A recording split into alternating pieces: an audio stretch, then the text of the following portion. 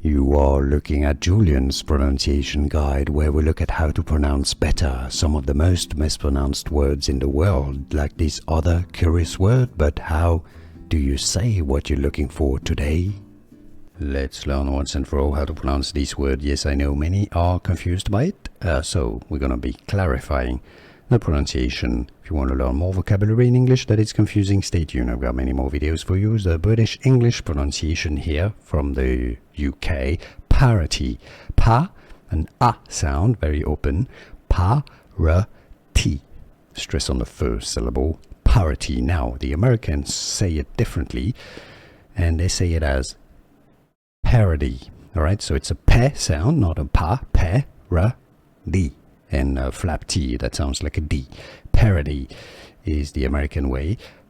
Parity is the British way. Parity sounds a lot more, because parody sounds like a parody. Anyhow, parity or parody. And now you know. Here are more videos on how to pronounce more confusing words and names too many mispronounced. Like this video if you found it useful. I appreciate your support. I'll see you soon, and thanks for watching.